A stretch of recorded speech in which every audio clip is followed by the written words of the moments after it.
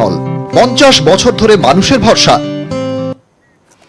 নমস্কার, আমি অয়ন। প্রথমেই চলে যাব অগ্নিপথ নিয়ে। গতকালই আপনাদের দেখিয়েছিলাম মাত্র 4 বছরের জন্য সেনাবাহিনীতে নিয়োগ, আর সেই পদ্মপথে এবার কাঁটা হয়ে দাঁড়াচ্ছে অগ্নিপথ। একের পর এক বিজেপি রাজ্যে বিক্ষোভ।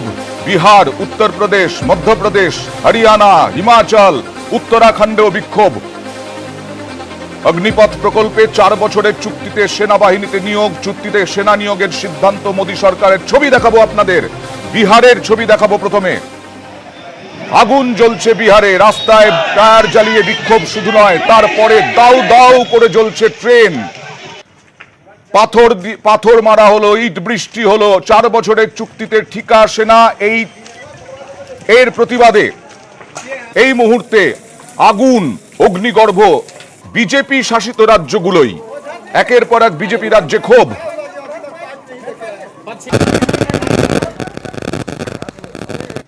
দেখছেন সেই ছবি, ট্রেনে আগুন দিয়ে দেওয়া হলো ছাপড়া স্টেশনে। বিহার, উত্তরপ্রদেশ, মধ্যপ্রদেশে বিক্ষোভকারীকে ছত্রভঙ্গ করতে পুলিশের কাঁদানে গ্যাসের শেল ফাটাতে হয় পুলিশকে। বিহারের বিভিন্ন জায়গায় এই রকম বিক্ষোভ, রাস্তায় বিক্ষোভ, রেলপথে বিক্ষোভ।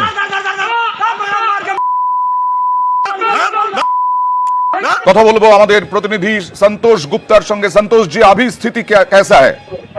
स्थिति अब पूरी तरह से शांतिपूर्ण हो गई है और उपद्रवियों को खदेड़ दिया गया है। उपद्रवी अब भाग रहे हैं।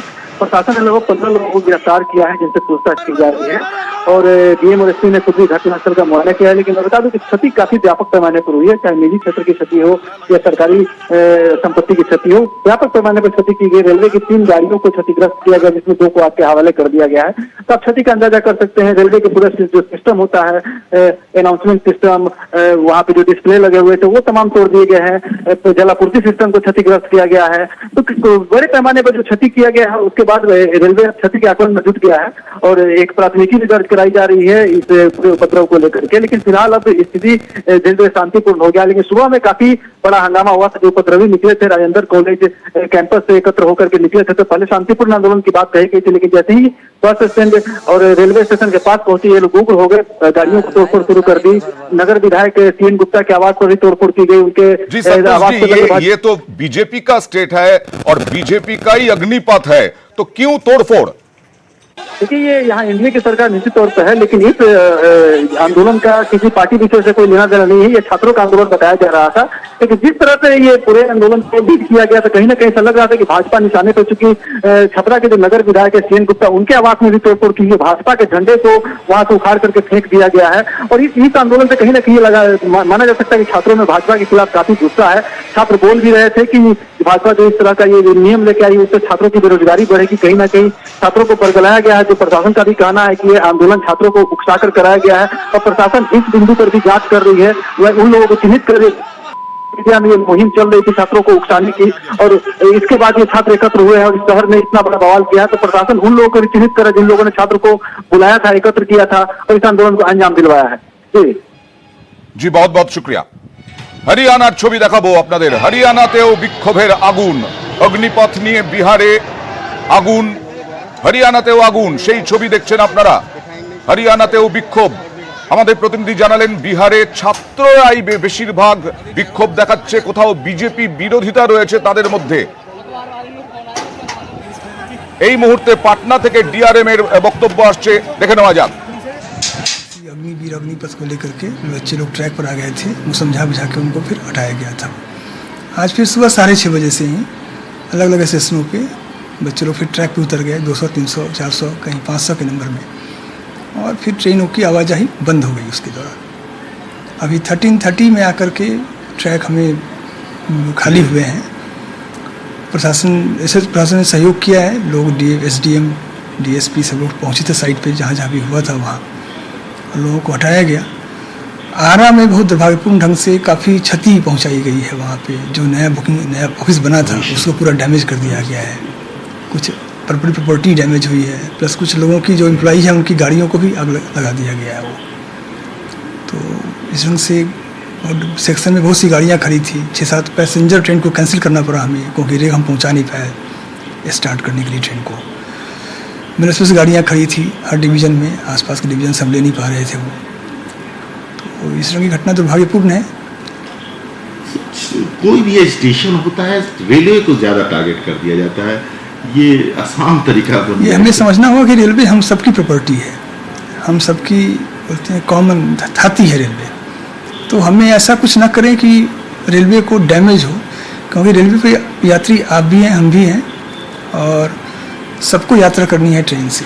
तो পাটনার ডিআরএম জানালেন যে সকাল 6:30 থেকে এই তাণ্ডব শুরু হয়েছে বিহারের বিভিন্ন স্টেশনে, এবং আমাদের প্রতিনিধি যা জানালেন বিজেপি শাসিত রাজ্য হলেও কোথাও একটা পড়ুয়াদের বিজেপির প্রতি বিক্ষোভ রয়েছে, আর সেই বিক্ষোভ অগ্নিপথকে ঘিরে আজকে সেই অগ্নিগর্ভ হয়ে উঠল বিহার।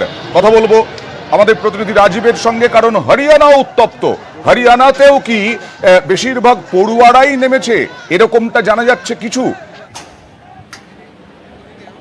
একদমই দেখো, হরিয়ানার যে ছবি আমরা দেখতে পেলাম, হরিয়ানার একাধিক জায়গায়, অর্থাৎ যেমন অগ্নিপথ নিয়ে অগ্নিগর্ভ এলাকা এবং বিজেপি শাসিত রাজ্য, যেখানে গতকালই রাজ্যের মুখ্যমন্ত্রী মনোহরলাল খট্টর তিনি প্রধানমন্ত্রীকে ধন্যবাদ জানিয়েছেন এই অগ্নিপথ প্রকল্পের জন্য।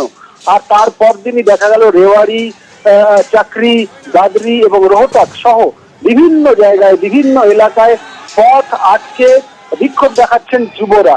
এই যুবরা কারা? আমরা জানি হরিয়ানা এমন একটি রাজ্য যেখানে সেনাবাহিনীতে যাওয়ার জন্য একেবারে ছোট বয়স থেকেই যুবরা প্রস্তুতি নেয়, এবং তারপর থেকে সেখানে শরীর চর্চায় বেশি গুরুত্ব দেওয়া হয়। সেই রাজ্যের যুবকরা তারা রাস্তায় নেমে এলেন, তারা দীর্ঘক্ষণ রাস্তা অবরোধ করলেন এবং স্লোগান দিলেন। অবশেষে জেলা প্রশাসন 4-5টি জায়গায় জেলা প্রশাসনকে তারা স্মারকলিপি দিলেন, এবং যে চাকরির নিরাপত্তা নিয়ে, নিশ্চয়তা নিয়ে যেভাবে সরকার ছিনিমিনি খেলছে বলে অভিযোগ, তার কারণ চুক্তির ভিত্তিতে অল্প সময়ে এই অগ্নিপথ প্রকল্পে সেনাবাহিনীতে রিক্রুট করা হবে। আর এরই প্রতিবাদে কিন্তু বিক্ষোভ। তার কারণ বেশ আমাদের দেশে এবং বেশ কিছু রাজ্যে পরিস্থিতি এমন রয়েছে যেখানে খুব স্বাভাবিকভাবেই চাকরির নিশ্চয়তার অভাব দেখা দিয়েছে, এবং তার মানে রাজীব রাজনৈতিক পর্যবেক্ষকরা কি বলছেন আমি জানবো, কারণ এই সমস্ত রাজ্যে বা কেন্দ্রের বিরুদ্ধে বিরোধীরা যে কর্মসংস্থান নেই দেশে এই অভিযোগ তোলে, এই রাজ্যগুলোতেও সেই রকম কিনা, এবং গতকাল যেটা ঘোষণা করা হয়েছে মাত্র 4 বছরের জন্য ঠিকা সেনা নিয়োগ, তাতে আরো উত্তপ্ত হয়ে উঠলো কিনা এবং আরো বিক্ষুব্ধ হয়ে উঠলো কিনা যুব সমাজ, সেইটা নিয়ে আসবো তোমার কাছে। আগে উত্তরপ্রদেশের ছবি দেখাবো। উত্তরপ্রদেশ সেটাও বিজেপি শাসিত রাজ্য, যোগী রাজ্য, সেখানেও অগ্নিপথের বিরোধিতায় বিক্ষোভ। पुलिस की बोलছে দেখুন। आज सुबह ये जानकारी मिली थी कि कुछ लड़के एक जगह एकत्रित हुए हैं, उनको समझा बुझा कर उनको वापस भेज दिया गया है, और अभी वर्तमान में कहीं पे भी कोई एकत्रीकरण नहीं है, और हमारी टीमें अलर्ट हैं, और जो भी उनके समस्याएं थी उनको सुन लिया गया है। सर कुछ लोग हिरासत में बताए जा रहे हैं? नहीं, किसी को अभी हिरासत में नहीं लिया गया। এবার গোয়ালিয়রের ছবি দেখাবো। গোয়ালিয়রের ট্রেন লাইনে টায়ার জ্বালিয়ে বিক্ষোভ, এখানেও টার্গেট ট্রেন। অগ্নিপথ প্রকল্পের বিরোধিতায় বিক্ষোভ। গোয়ালিয়রের ছবি। মধ্যপ্রদেশেও বিজেপির সরকার, একের পর এক বিজেপি রাজ্যে বিক্ষোভ। যে কথাটা বলছিলাম, আমার সঙ্গে রয়েছেন রাজীব চক্রবর্তী। বারবার বিরোধীরা অভিযোগ করে যে আসলে কেন্দ্রীয় সরকার সারা দেশে কর্মসংস্থান করতে পারেনি, আর তুমি যেটা বলছো যে এই সমস্ত রাজ্যে কোথাও একটা চাকরির অভাব রয়েছে। আর রাজনৈতিক পর্যবেক্ষকরা কি বলছেন, গতকাল যে মাত্র 4 বছরের ঠিকা সেনা নিয়োগ, তারপরে ভবিষ্যৎ অনিশ্চিত, তাতেই কি পড়ুয়ারা বিক্ষুব্ধ হয়ে উঠলো, চাকরি প্রার্থীরা বিক্ষুব্ধ হয়ে উঠলো? আমরা দেখতে পাচ্ছি গোয়ালিয়রেও এইরকমই যুবকরা নেমেছে রাস্তায়, আগুন জ্বালিয়েছে। রাজীব, একদমই দেখো, আমি যেটা বলতে চাইবো যে এই যে বিজেপি শাসিত রাজ্যগুলিতেই যুবরা পথে নেমেছে অবশ্যই একটি গুরুত্বপূর্ণ বিষয়, কিন্তু পাশাপাশি যে বিষয়টি রয়েছে তা হলো যে যুবদের চুক্তির ভিত্তিতে সেনাতে, আর্মিতে, আর্ম ফোর্সে রিক্রুটমেন্ট, এটা নিয়েই আপত্তি। তার কারণ সেনা মানেই তো ঝুঁকি, সেনা মানেই তো সীমান্তে লড়াই, সেনা মানেই তো সীমান্ত পাহারা, আর সেনা মানেই তো অন্যরকম মর্যাদা। তার কারণ আমরা জানি যে ভারতীয় জনতা পার্টি তারা ভারতীয় সেনাকে সামনে রেখে রাজনীতি করেছে দীর্ঘদিন ধরে। রাজনৈতিক বিশ্লেষকরা তারাই সেটাই বলছেন যে সেনাকে সামনে রেখে তারা সর্বদা রাজনীতি করছেন। সেক্ষেত্রে এইরকম একটি সিদ্ধান্ত, যেখানে চাকরির একেবারে অনিশ্চিত হয়ে পড়ছে, যেখানে মাত্র 4 বছরের চুক্তিতে রিক্রুট করা হবে, এটা কিভাবে সম্ভব? আরেকটি বিষয় তা হলো যে গোটা ভারতবর্ষে যদি আমরা দেখি বিভিন্ন রাজ্যে, বিশেষত এই যেরকমটা আমি বললাম উত্তরপ্রদেশ, হরিয়ানা, পাঞ্জাব এবং মধ্যপ্রদেশ সহ রাজ্যগুলিতে চাকরির অভাব রয়েছে, এবং সেক্ষেত্রে যুবকদের কাছে, যুব সমাজের কাছে একমাত্র চাকরি হলো এই ফোর্সে, আর্ম ফোর্স, সেনাবাহিনীতে রিক্রুটমেন্ট। সেই জায়গাটিকে অনিশ্চিত করে দিচ্ছে কেন্দ্রীয় সরকার, এমনই অভিযোগ। এবং একেবারে এই অগ্নিপথ নিয়ে কার্যত একেবারে দেখা যাচ্ছে অগ্নিগর্ভ হয়ে উঠছে বিজেপি শাসিত রাজ্য। ধন্যবাদ রাজীব। নিউজ 18 বাংলার দর্শকদেরকে জানিয়ে রাখি, মোদী সরকারের অগ্নিপথ গতকালই ঘোষণা হয়েছে। এবার সেনাবাহিনীতে নিয়োগ চুক্তির ভিত্তিতে, 4 বছরের চুক্তিতে অগ্নিবীর। কি ব্যাপার দেখুন গোটা বিষয়টি।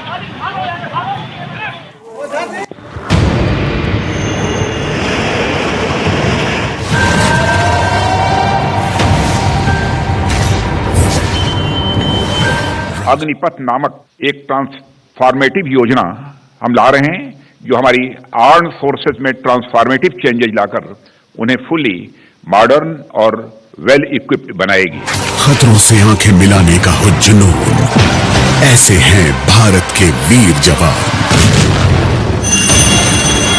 সেনায় তারুণ্য আনতে মোদী সরকারের অগ্নিপথ। शूरवीर योद्धा हमारे भरे, आत्मनिर्भरता की उड़ान। এবার থেকে দেশের সশস্ত্র বাহিনীতে 4 বছরের চুক্তিতে নিয়োগ করা হবে। অগ্নিপথের মাধ্যমে নিয়োগ, চুক্তিভিত্তিক সেনা জওয়ানদের বলা হবে অগ্নিবীর। 17.5 থেকে 21 বছরের মধ্যে নিয়োগ করা হবে। যোগ্যতা ক্লাস 10 পাস। দেশ জুড়ে মেধা ভিত্তিক পরীক্ষার মাধ্যমে নিয়োগ হবে। 4 বছরের চুক্তিতে নিয়োগ করা হবে অগ্নিবীরদের। চাকরির শুরুতে বেতন মাসে 30,000 টাকা, 4 বছরে বেড়ে মাসে 40,000 টাকা। বেতনের পাশাপাশি থাকবে বিশেষ ভাতা। 4 বছরের কর্মজীবনের শেষে এককালীন কয়েক লক্ষ টাকার প্যাকেজ। তবে পেনশন বা গ্র্যাচুইটি পাবেন না, অবসরকালীন কোনো ভাতাও পাবেন না। অগ্নিবীরদের 4 বছরের চুক্তিতে নিয়োগ করা হলেও তারা চাকরি স্থায়ীকরণের আবেদন করতে পারবেন। 25% অগ্নিবীর বা প্রতি 4 জনের মধ্যে একজন অগ্নিবীরকে পাকা চাকরি দেওয়া হবে বাহিনীতে। মেধা এবং পারফরমেন্সের ভিত্তিতে বেছে নেওয়া হবে তাদের, বাকিদের আর সেনায় রাখা হবে না। আগামী 90 দিনের মধ্যে অগ্নিবীরদের প্রথম ব্যাচ নিয়োগ করা হবে। এবছর নিয়োগ হবে 46,000। মঙ্গলবার 3 বাহিনীর প্রধানকে সঙ্গে নিয়ে অগ্নিপথ প্রকল্পের ঘোষণা করেন প্রতিরক্ষা মন্ত্রী।